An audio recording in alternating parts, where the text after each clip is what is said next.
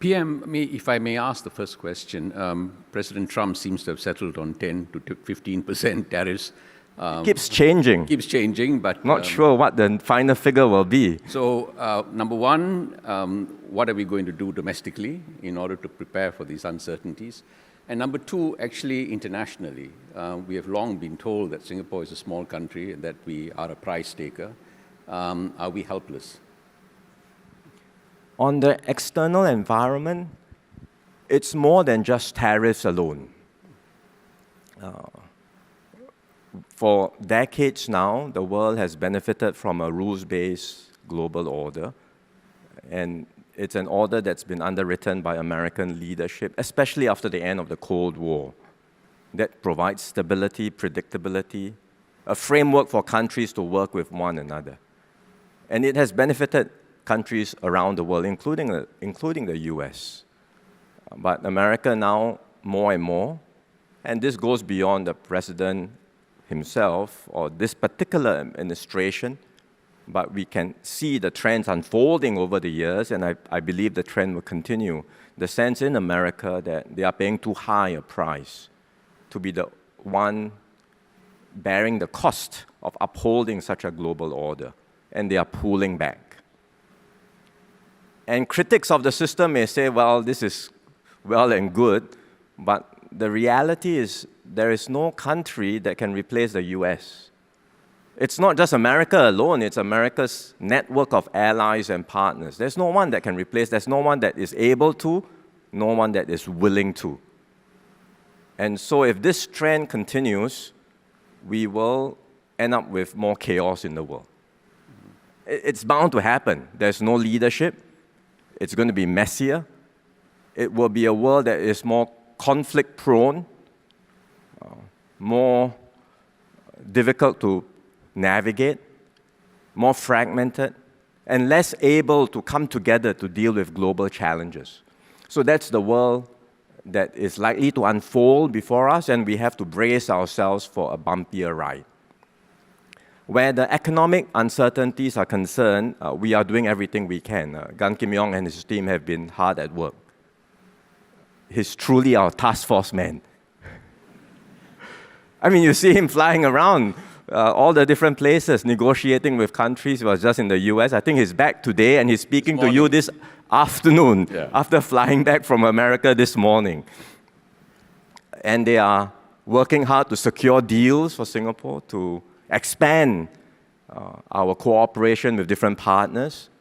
They are focused on the immediate concerns, what we can do to take targeted measures to support businesses and workers, for example, given the uncertainties, preparing drawer plans in case the economic situation gets worse.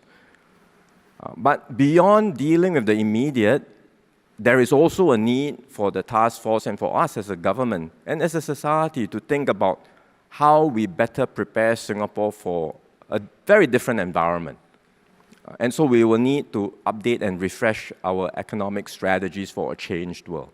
The task force is thinking about how best to do this, and they will be making some announcements in due course, so I best not steal their thunder and let them announce what they plan to do. On the point that you asked, are we helpless?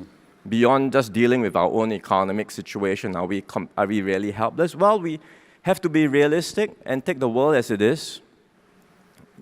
And not much we can do to change these large, powerful forces. But at the same time, we are not passive bystanders. We have agency to shape our own destiny, and there are several things we can do. One, we can and we are working with like-minded countries to strengthen multilateral institutions today. And this is not just talk. Actions are happening, and actual work is taking place. Painstaking work, but important work. For example, the WTO is of utmost importance in having a rules-based framework for free trade. Many things are not working well in the WTO. And without American leadership, it's not so easy to move. But there are other like-minded countries like us who would like to make things happen. And so we've been working with them, for example, to complete a set of digital rules, the first ever set of digital rules for digital trade with other countries, and we made progress there. The dispute settlement system in the WTO is not working, and we have worked with other like-minded countries to come up with an interim arrangement. So these are actions we can do to uphold and strengthen multilateralism, keep things moving forward in the right direction. Second, we can work with like-minded countries to strengthen partnerships, bilaterally and in different groupings. So we are doing that with countries where we may not have such close links, for example, in Africa, in Latin America, in the Middle East. I think there's a lot of potential for us to do more with these regions. We are also working beyond just countries and regions, different groups. How can we foster closer links between different groups? And one very promising initiative is for the CPTPP, the Comprehensive and Partnership, Trans-Pacific Partnership, to forge close links with the European Union. We were amongst the first few countries to push this idea, to advance this idea, and it's gained a lot of traction because the Europeans can see the trends. They like to work with like-minded partners to strengthen trade. Members within Asia, Asian members of the CPTPP, like ourselves and others, are keen to advance the idea. So talks are happening at the ministerial level, and we hope we can eventually formalize a partnership that will really help to strengthen the framework for trade amongst ourselves. And then thirdly, we can pay close attention to ASEAN, our region, our part of the world. There's still a lot we can do to strengthen and advance ASEAN integration. It does not help that there is a border conflict earlier between Thailand and Cambodia, and I'm glad that with Malaysia's mediation, things have calmed down, both sides have agreed. I had a chat with Prime Minister Anwar just last night to congratulate him on the successful mediation. We hope the agreement will hold and both sides will do as they commit to and continue with the ceasefire and then open the border and things will progress from here. But there is so much potential for us, so much more we can do to bring ASEAN closer together, to bring down barriers. The tariffs amongst ASEAN are practically zero, but all the businesses here who have operated in ASEAN know that it's not just about tariffs. There are many non-tariff barriers that are makes it extremely hard for businesses to navigate the region. And there's so much more we can do to offer a single market, to make operations seamless across Southeast Asia, and so much potential. There is desire to do this at the political level amongst ASEAN leaders, and I think if we can remove all the unnecessary distractions like border issues and conflict, and make sure that we have peace and stability, focus on concrete initiatives that can bring ASEAN together, we can make progress. ASEAN's per capita GDP today is $6,000. It's very low, average. If ASEAN's per capita GDP gets to something like $10,000 or more, it's a complete game changer for the region. And we have a region that's young, potentially a rising middle class. There is a lot going for Southeast Asia, and we should really focus on strengthening that. So these are some things we can do, despite this fragmented world. Can we take 3 questions in a row? Yes, the first one, then we go back. Thank you, PM, for your dialogue. My name is Kamal Riaz. I'm from Overseas Family School. I just have a short question regarding the Trump tariffs. In light of the limited flexibility in reducing the US 10% baseline tariffs in Singapore, is Singapore doubling down on South-South trade corridors or leveraging the RCEP or CPTPP frameworks to create tariff offsets for firms that depend heavily on US markets? Okay, thank you. Zamir, take the second question, right behind, yes. Good morning. I'm Ping Qian, BQ from Short. So actually, I wanted to ask about what you were saying previously about raising ASEAN's per capita GDP. So for this, right, in the ASEAN region, the Gini coefficient, income disparity is quite high in the world. So are there any perhaps economic or policy levels or social levels that you see within ASEAN itself, they can actually implement to ensure that this gap does not get wider with the growth in GDP? Yes, final, yeah. Good morning, Prime Minister. My name is Lee Mei Goh, and I represent the American Chamber of Commerce in Singapore. What really struck me just now when you were speaking was about speeches and how these images and words can stay with people. One of the enduring images of Singapore is of us as the little red dot. And increasingly, the world is fragmented. And when we talk about Singapore as a global city, what do you think and what is your vision for Singapore in the Asia-Pacific region? And how can we play a role in this rising economy going forward? Thank you.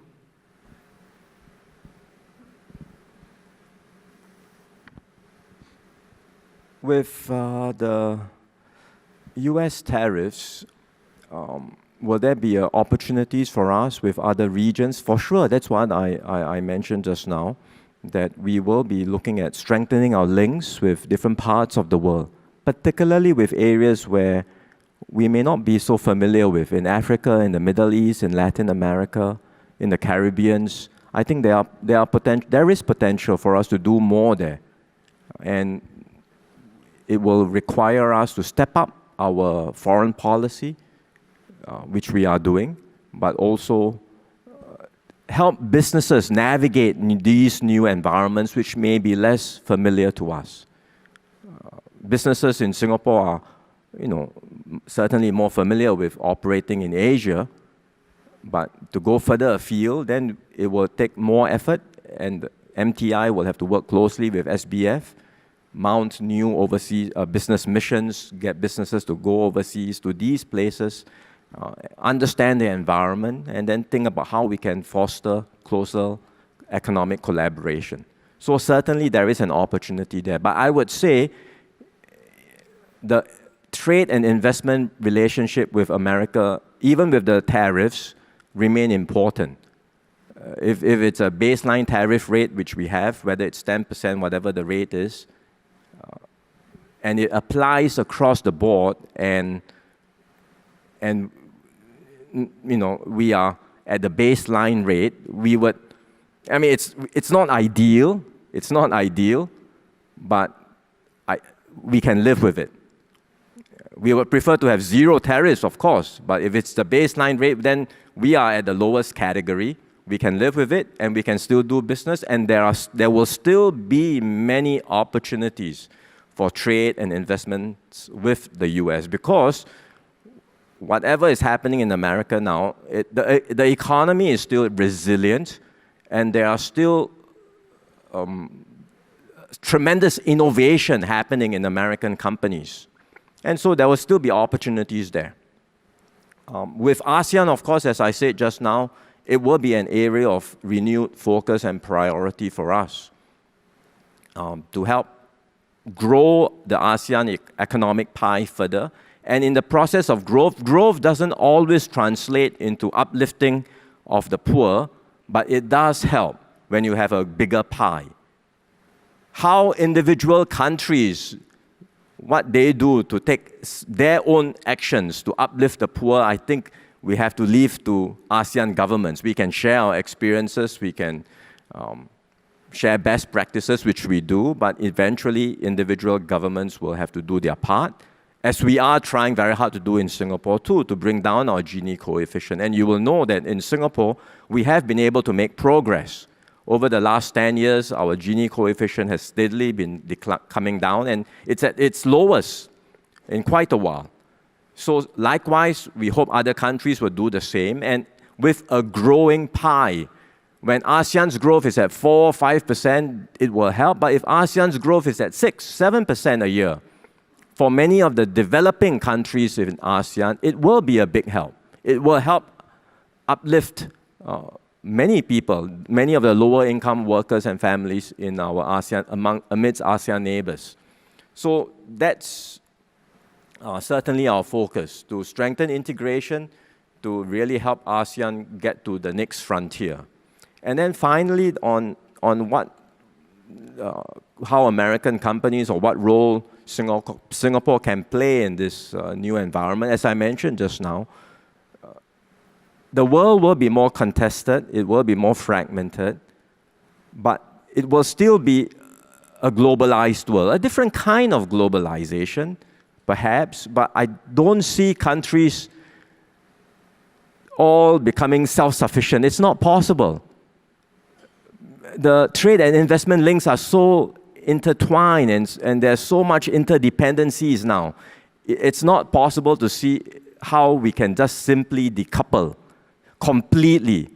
Will we move further apart into different groupings, different blocks? Yes, I think that's very likely to happen. Will there be a complete severing? I can't see that happening. I mean, if it happens, the world is in big trouble. So I think there will still be trade, there will still be investment links tying up country, but the supply chains will be reconfigured.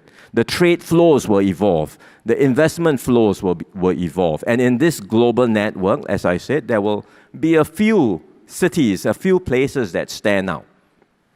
Places that investors want to be, places where businesses say it's a place that's sought after, where people would like to come to. And we want to be, Singapore would want to be such a shining node in the global network. And we can make it happen. We already are, in many ways, successful because of our track record, because of our reputation, and we can build on these strong foundations to do even better. Prime Minister, my question is about technology. The world is being transformed by 4 technologies: digital, biotechnology, robotics, and artificial intelligence. The question is Singapore well prepared to harness the benefits of technology? And what can we do for persons that will not benefit? I see that already university graduates are finding difficulty in getting jobs. So impact on employment. Sure. Perhaps you can talk about AI also. Yes. Yeah. Well, I think AI will be the defining technology of our time. It's a general purpose technology, just as computers and the internet was. And the thing about technology is this. We get very enamored with countries that are the leaders of the technology, cutting edge technology, frontier technology, who is first. And yes, there will be some rewards that go to countries that are the pioneers and they are first. But in fact, the big advantage of technology is when there is broad-based adoption, when countries really truly harness technology across the entire economy. That's when you reap the real benefits. And you see this across history. The electric dynamo was invented. It took decades before it eventually showed up in manufacturing and in productivity. Or think about the start of the 20th century. Who was the leader in chemicals industry? The pioneers were the Germans. They had the best scientists, they had the best technological edge. But who eventually got the chemical industry going? It was the Americans. They institutionalized chemical engineering in university. They raised skill sets across the board, the broad base of workers, embedded it within industrial processes, and really scaled it in a big way. So with technology, it is not just about cutting-edge frontier, it's about broad-based adoption. And we'll have to think hard about how we do that for AI today. AI, unlike previous waves of technology, is already, how would you put it, quite accessible. Everyone in this room would have had a chance, I'm sure, on your phone to ask ChatGPT or to ask OpenAI, which is embedded in WhatsApp. You can use AI. But most of us use AI the way we use Google. That's not exactly the best way to use AI or to harness the potential of AI. And even with AI, it's not just about large language models. That's only a small part of AI. There's still so much potential to be unlocked and unleashed. And so we will have to think harder about how we can help every company, big and small, especially our smaller enterprises, make full use of AI, integrate AI into your processes, transform your industry, transform your business, elevate productivity in a more significant way. There is a lot more that can be done. And we are thinking about how we can help businesses do so. I spoke with one CEO recently. He said he had decided, because of the importance of AI, to get his people, everyone in the management team, just to set aside a few days or even weeks of their time, focusing on how AI can transform their company. And think through, stop doing the regular work, just think about how AI can be embedded within their work processes, what changes can be made. And he realized there were tremendous advantages that they had not really thought about. And that kind of a transformation, if we can make it happen company by company, can yield significant advantages for us. If there is any country that can do that, it is us, because we are small, we are compact, and we can do this company by company. Now then, the concern is what happens with jobs. And it's a real concern, not just with young people, but with workers everywhere. We can take some comfort in history, because if history has been any guide, every wave of new technologies that we confront, jobs will disappear, existing jobs will evolve, but new jobs will get created.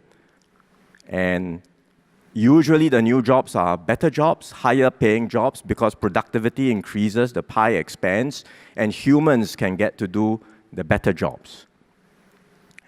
But this, by the way, is not an economic law.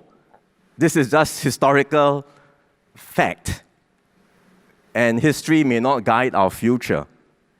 And there are concerns that with AI, things will be different, because AI is so powerful and can do so many things that humans can. So will we see this happening with the next wave of AI? People are worried, people are wondering. And there are good reasons to be concerned. So I would say that even as we think about broad-based adoption of AI, which we have to do, because we have no choice, we have to harness technology, we also have to think equally hard about applying technologies like AI in a meaningful and deliberate manner that creates jobs for Singaporeans. It's up to us. And again, we can do it in Singapore because we have the ability as a compact system with our strong tripartite partnership, with the relationship we have with employers and unions to discuss before the technology is rolled out, to think about how we redesign jobs, how we retrain workers, how we pace out the technological changes. And that's what we must do in Singapore. Not just rush headlong into AI. Yes, embrace it, adopt it, but always make sure that the technological changes that we harness, the power of technology benefits workers, not replaces them, and always ensures that workers will thrive in this new environment. Thank you, PM. We've come to the end of this session. DPM Gan will be here this afternoon. You can ask him more questions. Is he going to take a Q&A? He just returned from America. I just messaged him to ask if he had time to nap a little before he comes here. But let me conclude perhaps by asking you one last question, a simple one. Can you let us know what might be your own title for your NDR in 3 weeks' time? Your PPS is not here, so you have to... As I said, it's the last thing that we do. So the speech is still being prepared. Yeah. And Global City is still our home. It will be just a few days before we finalize, then we get the title going. But I'm in the midst of preparing for the rally, and it will touch on many of the things that we talked about just now. The reality is the world has changed. I talked about this 3 months ago, that we are in a changed world. And since then, all the developments that we have seen around us show that it has just become graver and more dangerous. And the thing is, we hope things will correct in the right direction. We will certainly like to do so. We would like to work with other countries to maintain global institutions, to maintain multilateralism. We do all we can, but we have to be prepared that the fragmentation will continue, the separation will continue, and it will go beyond just one administration. It's a secular trend. We just have to be mentally prepared that this is where we are headed in this new environment. And that's why it requires us to think about what new strategies we will need in Singapore to navigate a very different world. And so I will touch on that in my rally. DPM Gan, I'm sure, will also talk about that because that's very much on our focus. Not just dealing with the immediate concerns, not just dealing with the uncertainties now and the possible slowdown of our economy. That we will do, certainly. But what can we do in the longer term to prepare ourselves and to make sure that Singapore continues to thrive and succeed? There are still many things we can do. Sometimes people, you hear this from Singaporeans, that they feel the big moves have all been done because we went from third world to first. Now we are first. What more can you do? You're already first. All the big, bold moves have already been done in Singapore, and not much more we can do to take Singapore forward. And there's such a sentiment. And I think it's a misconception. The journey from third world to first was dramatic. We went from poor to high income. We went from virtually nothing, very few industries, to a very comprehensive economy. That was an exhilarating ride. The delta was significant. You can't have the same delta. If you want the same delta, you have to go back down and then go up again. Who wants to go back down? No one. But does it mean that we can only stay where we are now? No, of course not. We must keep moving forward. There is still room for us to progress, room for us to do better. In many ways, the move from this position will be more difficult, much more difficult, because we are at a higher place. And in order to make incremental gains from where we are now, it is going to be much more difficult. But at the same time, it means we cannot afford to be complacent. We cannot afford to just cruise along and think that the status quo is sufficient. We need to continue with bold moves to keep Singapore exceptional. And there are many big things we will have to think about. Just for example, even as we map out our new economic strategies in a different world, we talk about AI, how we harness AI well while ensuring Singaporeans have jobs. That's a very important thing to do.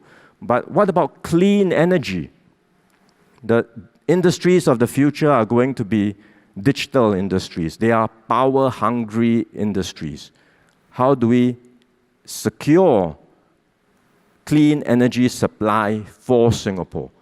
And just as water was essential to us in our first phase of nation building the last 60 years, clean energy will become equally, if not more important in our next phase. And so we are thinking very hard what moves we can make around securing clean energy for Singapore, including studying very seriously the possibility of adopting nuclear power.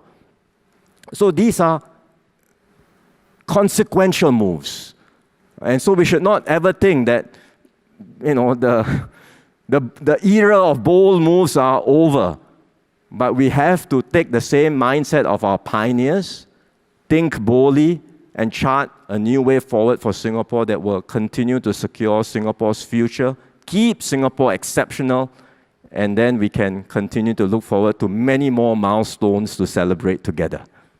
On that note, thank you very much, Priya. 偷偷告诉大家，我最近发现了新法宝 Royal Face 逆时奇迹系列，它有活肤露、全效精华，还有精华霜。尤其我皮肤比较偏干，所以我非常的注重保湿。保湿做得好，肌肤自然烹润。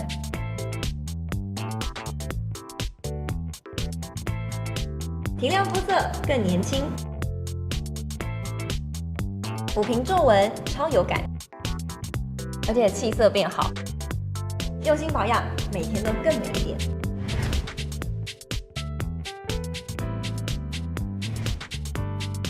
美吧。